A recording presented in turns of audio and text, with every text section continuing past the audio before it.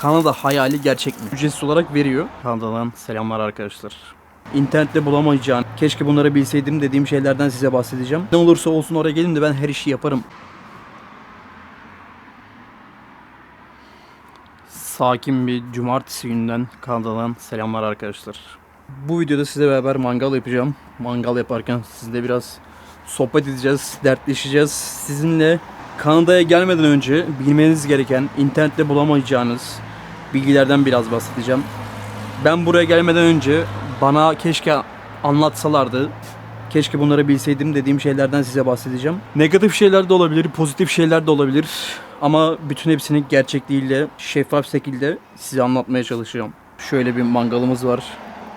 Altını açtım. Şöyle üstüne bir tel aldım ekstradan. Çünkü bazen mangal falan buraya yapışıyor. Şimdi pis onu biraz temizleyeceğim. Ardından mangala başlayacağım. Ama şunu söyleyebilirim arkadaşlar. Kesinlikle buraya gelip de en iyi yaptığım şeylerden biri bu barbeküyü almak. Yani Kanada'da. Abi çok pratik ve pahalı bir şey değil. Yani burada yaklaşık olarak bir 100 dolara 200 dolara falan böyle barbeküyü alabiliyorsunuz. Eğer ikinci ele falan sıkıntı etmem derseniz de bazı insanlar arkadaşlar dışarıda mesela eski kullanmış olduğu barbekü falan ücretsiz olarak veriyor. Böyle de bir artısı var. Yani aslında arkadaşlar burada mangal yapmayacağım da öyle 2 tane köfte koyacağım. Maksat muhabbet olsun diye yani sizinle beraber hem video çekeceğim. Sizinle beraber konuşacağım. Abi çok fazla aslında video uzatmaya gerek yok. Mesela ben 10 maddeye ayıracağım bu olayı. Yani Kanada'ya gelmeden önce bilmen gereken 10 madde diyelim bu videonun ismini. Abi en başında ne geliyor biliyor musun? En başında bilmen gereken şeylerden biri kış. Kanada'ya gelmeden önce bilmen gereken en önemli şey kış abi. Neden kış? Çünkü kış Türkiye'deki gibi değil. Eğer kışa alışkın değilsen biraz zorluk çekiyorsun kışa. Yani dediğim gibi kış Türkiye'deki gibi olmuyor. Eğer İstanbul'da falan böyle Türkiye'nin biraz daha batısında yaşıyorsan, kışa alışkın değilsen Kanada'da biraz zorluk çekiyorsun. Çünkü genelde Kanada'da abi ya kışın yarısı kışla geçiyor. 30 derece oluyor. Eksi 30 derece oluyor. Eksi 40 derece oluyor. Genelde hava biraz soğuk oluyor gençler. Bunlardan en önemlisi mesela işte sürekli kalın giymen gerekiyor. Araban çalışmıyor. Burada mesela dışarıya eğer arabanı park edeceksen dışarıda prizler oluyor kışları, oraya takıyorsun ki araba soğukta donmasın diye. Ruh haline de biraz etkisi oluyor. Mesela dışarı çıkma isteğin artıyor. Kışları sadece işe gidiyorsun, işten geri geliyorsun, eve geliyorsun filan. Kışları çok fazla burada yapacak bir şey olmuyor.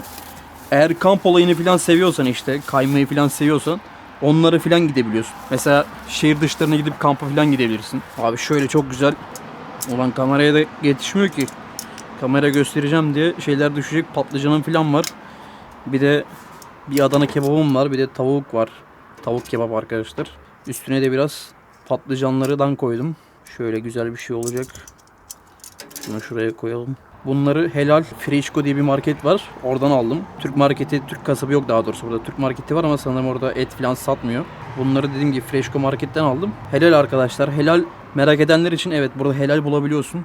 Burada helal et bulabilirsin çünkü çok fazla Müslüman, Arap yaşayan var burada. Yani ilk konuya şöyle son vereyim arkadaşlar. Kış burada gerçekten önemli. Mesela ben ilk geldiğimde Jeep almıştım. 4x4 kesinlikle lazım sana. Eğer Toronto'da, Ontario'da, BC'de falan yaşayacaksan ya BC'de yaşayacaksan 4x4 belki gerek yok ama eğer Toronto, Alberta, işte Saskatchewan falan yaşayacaksan abi kesinlikle 4x4 bir arabaya ihtiyacın var. Benim ilk şaşırdığım şey de şuydu. Ya abi o kadar soğuktu ki ben geldiğimde. Böyle yollar falan bayağı her yer buz oluyor yani. Kış buradaki en önemli şeylerden birisi. İkinci konu abi iş. İş bulmak burada gerçekten düşündüğün kadar kolay olmayabiliyor. Yani arkadaşlar şöyle gelen herkes direkt olarak iş bulamıyor. Bulduğun iş sana kolay gelemeyebiliyor. İşte bulduğun iş ağır oluyor. Ne bileyim bir inşaat işten başlayabiliyorsun. Bir otelde çalışıyorsun. Temizlikçilik yapıyorsun ya da işte bulaşıkçılık yapıyorsun. Garsonluk yapıyorsun vesaire. Bu işler sana biraz ağır gelebiliyor. Ya işte şimdi şunu düşünenler olabilir işte ben Türkiye'deyim abi ben ne olursa olsun oraya gelin de ben her işi yaparım dersin evet ben de o kafayla geldim ama geldikten sonra çalıştıktan sonra da bunun biraz zor olduğunu anlıyorsun gerçekten. Çünkü çalıştığın zaman fiziğin bedenin yorulduğu zaman bunu anlıyorsun. Yani iş konusu arkadaşlar diğer önceki videoda size anlattığım gibi biraz deneyim gerektiriyor ve sabır gerektiriyor, dil gerektiriyor. Önemli olan diğer bir konu ise bu. Böyle kebapları çevirelim. Abi üçüncü konu ise maaşlar. Arkadaşlar burada maaş size yüksek gözükebiliyor. Mesela bir Atıyorum en düşük maaş senin burada alacağın 2000 dolar, 3000 dolar falan değil mi? Sen Türkiye'den buraya gelmeden önce o para sana çok yüksek geliyor ama buraya geldikten sonra anlıyorsun ki o para çok yetersiz. Senin böyle bütün giderlerine falan yetebilmesi için sana gereken minimum tutar. Eğer tek başınaysan 3000, 4000, 4500 dolar falan eğer tek başınaysan. Ama ailenle buraya geliyorsan arkadaşlar, eğer ailenle geleceksen bu tutar ortalama olarak bir 5, 6, 7, 8 bin falan olabiliyor yani. Karı, koca, çocuk minimum 7-8 bin dolar gerekiyor. Bu işin gerçeği bu. Asgari ücretle de tabii ki de geçinebilirsin. Yani 3000 dolar sen alsan 3000 dolar eşin olsa evet geçinebilirsin ama bir geçinmek var bir de geçinmek var yani arkadaşlar. Bir et yemek var bir de makarna yemek var. Bir işte su içmek var yanına işte bir kokteyl içmek var gibisinden. Ya da bir işte evde oturmak var ya da bir işte sinemaya gitmek var. Bir işte sosyallik yapmak var değil mi? Dışarıda bir restorana gitmek var. Bunun gibi yani yaşam kaliteniz maaş standartlarına göre biraz değişiyor. Tabii ki 3000 dolar ben de yaşarım. İlk geldiğimde ben de 3000 dolara ben de yaşıyordum. Ama tabii 3000 dolara burada maalesef yetmiyor. Kiranın, işte sigortan, arabanın sigortası, arabanın ücreti, arabanı finance aldıysan, krediyle aldıysan arabanın kredi ücreti, onun dışında senin arabanın benzin ücreti, market ücretin vesaire yani bunların hepsini ekleyince çok güzel arabalar geçti. Bunların hepsini ekleyince arkadaşlar maalesef maaşlar biraz yetersiz gelebiliyor. Yani sen abi bugün 3000 dolar aldım diyelim. 3000 dolar şu anda güncel kur galiba 33, 34, 35 lira falan olması lazım Kanada doları. Ne yapıyor? Ortalama 100 bin lira yapıyor. Sen 100 bin lira iyi bir para olarak düşünme. Çünkü o para burada eriyor abi. Hiçbir şey değil. Hiçbir şey değil. Öncelikle bu. Yani maaş konusu gerçekten burada biraz yetersiz. Yaklaşık bana göre bir minimum bir tek başınaysan 4000 dolar alman gerekir. Eğer aileysen de dediğim gibi 4, 5, 6, 7 bunun bir sınırı yok. Yaşam kalitene göre değişiyor ama maaş konusu çok önemli burada. Diğer bir konu arkadaşlar yalnızlık. Şimdi yalnızlık burada gerçekten çok önemli. Eğer tek başına geliyorsan biraz zor. Biraz değil bayağı bir zor. Eğer arkadaşınla ya da işte bir ailenle falan geliyorsan kız arkadaşın olur, eşin olur, çocuğun olur vesaire biraz daha rahat edeceksin. Biraz daha rahat edersin. Ama onun dışında eğer sen burayı tek başına geliyorsan arkadaşlar burada yalnızlık çok zor. Arkadaş edinme zor. Şimdi genelde buraya geldikten sonra Kanadalılarla arkadaşlık yapmam biraz zor olacak. Çünkü genelde Kanadalılar yabancılar çok fazla arkadaşlık yapmıyor. Benim Kanadalı arkadaşlarım var ama Türk arkadaşlarım kadar yok. Ve Kanadalılar da çok fazla sizde böyle sosyal olmuyor. Yani aranızda bir statü farkı vesaire oluyor. Şimdi abi en başında senin ailen yok. Eğer yalnız geldiysen ailen yok. Türkiye'de sürekli gidemiyorsun. Burada çalıştığından dolayı da Türkiye'ye sürekli uzak oluyor. Aranda bir yaklaşık bir 10.000 kilometre falan mesafe var. Uçak biletleri pahalı. Sen buradan bir anda işte bilet alayım da kalkıp gideyim diyemiyorsun. Çünkü sürekli işte çalışman gerekiyor. Çalışmasan parayı cepten yemen gerekiyor. Bilet paranı hazırlaman lazım. İş yeri sana izin vermiyor. İzin verse vereceği işte 2 hafta 3 haftadır. Bir ay olsa yine işte öpte başına koy. Bir ay olsa gidip gelirsin. Ondan dolayı yalnızlık biraz zor. Bayramlar mesela farklı. Şimdi Türkiye'de mesela Ramazan bayramı kutlanıyor. Biz hala burada işe gidiyoruz. Tamam burada da Ramazan bayramı kutlanabiliyor.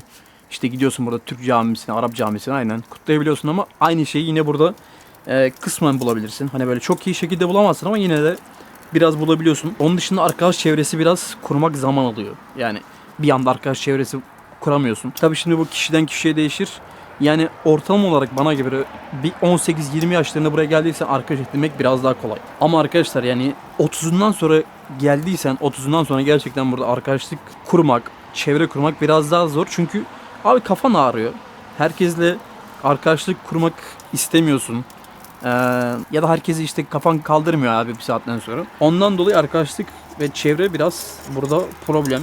Ailen varsa çok iyi. Onun dışında çok fazla sıkılırsın. Etlerin şöyle güncel halini göstereyim. Şöyle marketten Adana kebap aldım. Adana kebap. Şurada tavuk kebap. Biraz da patlıcan. Yani çok bir şey değil. Dediğim gibi burada amaç mangal değil de abi. Mangal yaparken size biraz sohbet muhabbet etmek, dertleşmek diyelim. Abi diğer bir konu ise önemli bir konu. Burada ev bulmak. Şimdi biz geldiğimizde burada çok kolay şekilde ev bulduk. Çünkü Ukrayna'dan geldik. Ukrayna'dan geldiğimiz için de genelde burada insanlar Ukraynalılara gelenlere özel böyle bir imkan sundular. İşte ilk ay parasını veriyordun, işte son ay parasını vermiyordun ya da işte referans falan sormuyorlardı. Çünkü burada genelde ev ararken arkadaşlar çok zor yani senden sürekli bir referans istiyorlar. İşte banka bilgilerindeki parayı göster diyor bilmem. Abi sen buraya yeni gelmişsin. Yeni gelen adam nasıl bir anda banka bilgilerini göstersin ki yani biraz o konuda biraz saçmalık var. Ondan dolayı ev bulmak zor. Ev bulurken de evin konumu da çok önemli. Bu konuda kesinlikle yanlışlık yapmanızı istemem. Ev abi bulurken kesinlikle meydandan uzak durun. Yani merkezden, downtown'dan uzak dur abi. Bu herhangi bir şehirde downtown'dan uzak durun. Downtown bölgesinde yaşamayın. Bekarsanız belki yaşanabilir ama eğer ailenizle geldiyseniz downtown biraz size zor gelebilir. Ev ararken abi acele etmeyin. Konuma bakın, fiyatına bakın, içerideki eşyalarına bakın. Yani hemen ev buldum diye atlamayın. Belki de başka bir semtte daha ucuza, daha uyguna, belki de farklı eşyalarla falan ev bulabilirsiniz. Bundan dolayı hata yapmayın. Ben ise buraya gelmeden önce ev bulmuştum. Yani ta ben Ukrayna'dayken burada ev buldum bir internetten. O eve mail attım. Buraya gelmeden arkadaşlar direkt olarak ödemesini yapmıştım ilk ay parasını. İlk 2 ay parasını atmıştım hatırlamıyorsam. Geldiğimde evim direkt olarak hazırdı. Ama ben gelmeden önce çok fazla araştırdım. Türklere falan sordum, buradaki Türklere. İşte nerede kaç para ev, hangi semtler iyidir falan. O konuda bir sıkıntı yaşamadım. En önemlisi gençler, buraya gelmeden önce kesinlikle evlerde çamaşır makinesi olmasına özen gösterin. Çünkü çamaşır makinesi olmazsa çok büyük bir problem. Eğer koridorda falan çamaşır makinesi varsa o evi tutmayın. Çünkü insanları burada genelde hayvanları falan oluyor. Hayvanları kokuyor. Ya onları da işte orada yıkıyorlar. Ondan sonra işte sürekli tüyler müller bulaşıyor. Yani ben yaşamadım ama bunu duydum diğer Türklerden. Ondan dolayı kiralayacağınız evde kesinlikle bir çamaşır makinesi olsun arkadaşlar. Bu çok önemli bir şey. Abi diğer konu ise İngilizce. Şimdi İngilizce ben bilmiyorum, gelince oraya öğrenirim vesaire diye söyleyebilirsiniz ama eğer gençseniz gerçekten İngilizce kolay. Ama belli bir yaştan sonra İngilizce öğrenmek çok zor. Eğer buralara gelmeyi düşünüyorsan uzaktan İngilizce öğrenmeye başla. Yani bu çok önemli. İngilizce öğrenmeye kesin başla. Çünkü burada her konuda ezilirsin. Dokümanlarını yapmaya gidersin, şunu yapmaya gidersin, bunu yapmaya gidersin, işe gidersin, iş ararsın, restorana gidersin, sipariş verirsin. O konularda sıkıntı yaşarsın. İngilizceyi kesin öğren. Şimdi abi ben Kanada uzmanı değilim. Kanada uzmanı olarak konuşmuyorum. Ben size sadece 18 yaşından beri yurt dışındayım. Yaklaşık olarak bir 12-13 sene oldu. Yurt dışındaki size deneyimlerimi aktarıyorum. Kesinlikle bir uzmanlık yok burada. Başımdan geçen olayları anlatıyorum. Kesinlikle dil önemli. İngilizceyi kesinlikle öğrenin. Benim bile yani şu anda çok iyi değil. İngilizceyi öğrenin abi. Ondan sonra bütün kapılar size burada açılacak. Bu konuda da şunu söyleyeyim size. Türklerle arkadaşlık yapın. Evet ama sürekli Türklerle arkadaşlık yapmayın. Yani İngilizce pratik yapacağınız arkadaşlarınız olsun. Sevgilin olsun. Kız arkadaşın olsun ki sen İngilizce her gün konuş. Ona bir şeyler anlatmaya çalış. O sana bir şeyler anlatmaya çalışsın. Bu da çok önemli olaylardan birisi. Şimdi diğer konuya gelecek olursam da arkadaş ortamı. Tam da aslında aynı konuya geliyor. Arkadaş ortamı önemli. Dediğim gibi Türklerle arkadaşlığınız olsun ama kesinlikle de yabancılarla da arkadaşlık kurun ki diliniz biraz gelişsin arkadaşlar. Ben Ukrayna'dayken sürekli yani arkadaş edindim, özellikle kız arkadaş ki sürekli onlarla konuşuyorsun, ediyorsun, yazışıyorsun. Yani sürekli bir diyalog halindesin. Diyalog halinde olduğundan dolayı da o dili öğreniyorsun. Diyalog halinde olmazsan ne olacak? Sen İngilizce öğrenemeyeceksin ki. Çevre zaten kurmak burada biraz zor.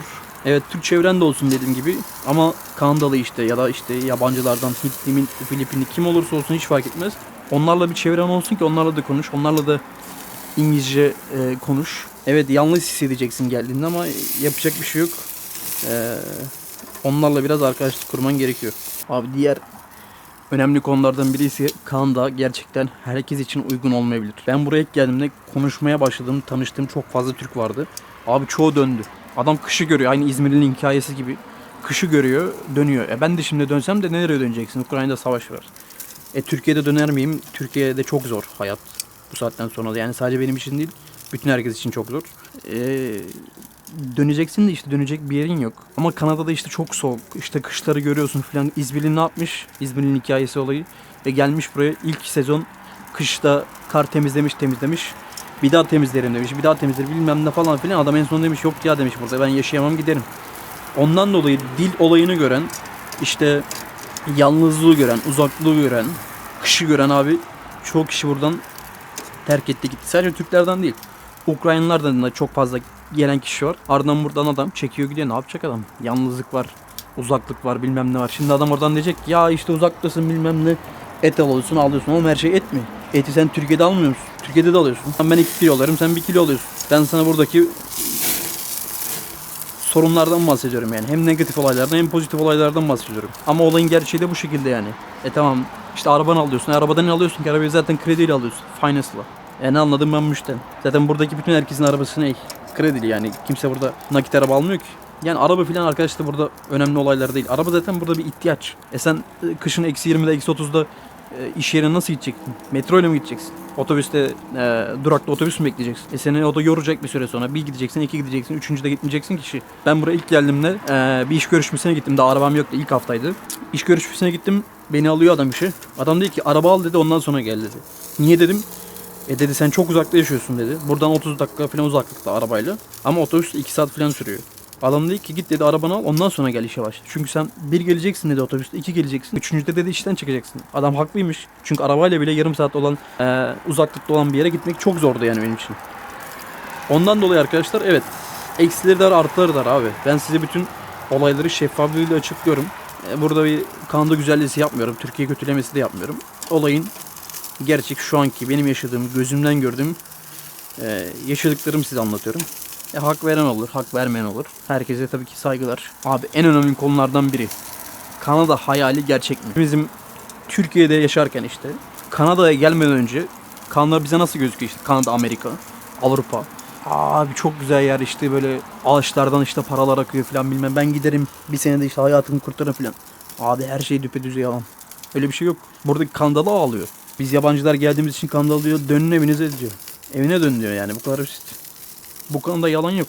Kanada hayali evet, bundan bir 5 sene, 10 sene, 20 sene, 30 sene önce gelseydik eğer, ya da gelenler anlatıyor. Kanada daha yaşanabilir bir yermiş. Amerika da öyle, Avrupa da öyle. Daha yaşanabilir bir yer değil.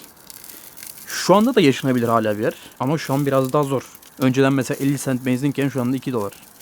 Ev mesela 50 bin dolarken şu anda 200 bin dolar. Ev dediğim yani daire. 100 bin dolarlık olan ev şu anda 500-600 bin dolar ki Edmonton burası. Toronto olsa Toronto'da yaklaşık 1 milyon dolar. Yani Kanada hayali evet, sosyal medyada gözüken tarafı bazı şeyler doğru, bazı şeyler yanlış. Ama işte insanların çektiği, ya işte Kanada'ya gittim 2 ay çalıştım şu arabayı aldım. Abi alacaksın tabii ki, araba ihtiyaç. Mustang aldım. Mustang alıyorsun da sen 2 ayda 2000, 3000, 5000 dolar anca yapıyorsun. Mustang zaten 30-40 bin dolar. Sen onu zaten krediyle aldın. Tamam, şimdi sen diyeceksin ki biz krediyle Türkiye'de araba zaten alamıyoruz diyeceksin.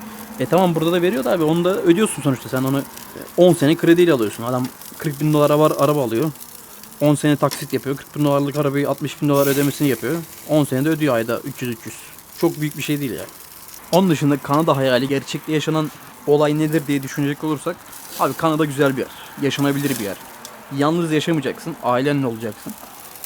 Ailen dediğin yani annen baban olabilir, kardeşin olabilir, abin olabilir. Onun dışında eşin olabilir, çocuğun olabilir. O zaman yaşanabilir evet.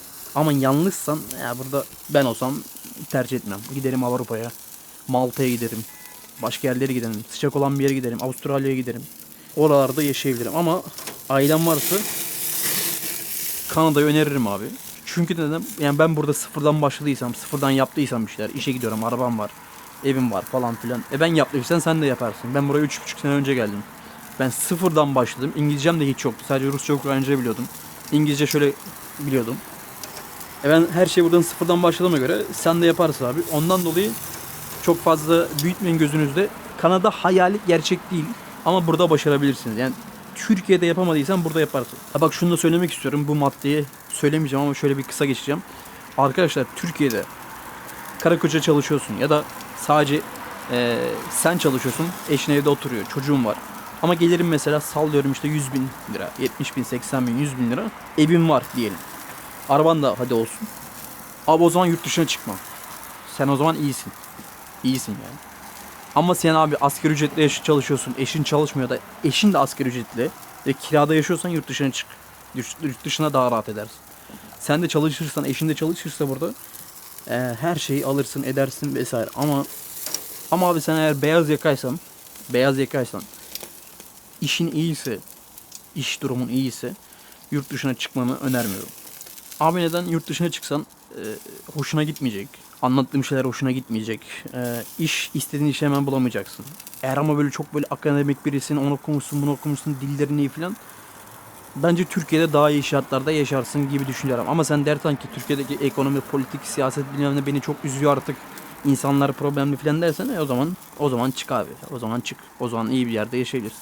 Dedim ki burası bir seçenek olabilir. Kanada bir seçenek. Amerika'da bir seçenek. Avrupa'da sıfırdan başlayacaksan bir seçenek. Her yere bir seçenek. Ama bu dediklerimi unutma. Yani eğer yerin iyiyse çıkmayı düşünme. Ben bunları niye böyle anlatıyorum? Şimdi ben daha önce Ukrayna'da yaşarken beni tanıyan illaki çok kişi vardır. Ukrayna'ya dolu Türk getirdim ben. Üniversite okuyacak, yaşamaya, oturma almaya falan hepsine ben yardımcı oluyordum bu tarz arkadaşlar. Sadece Ukrayna değil, Rusya'da da aynı şeyleri yapıyordum.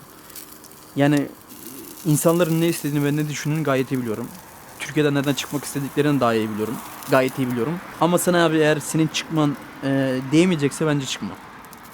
Bence Türkiye'de kal daha iyi. Ama dediğim gibi değecekse çıkabilirsin. Bu biraz kişiden kişiye değişir.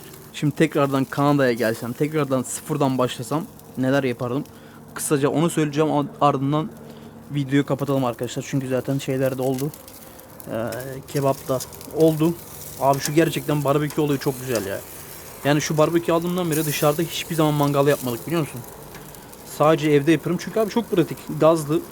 Eğer buralarda olursan buradan kesin al. Ya abi 50 dolar, 100 dolar, 200 dolar falan. Baksana abi buraya 10 numara icat. Şöyle tavuğumuz. Vay be. Adana kebap.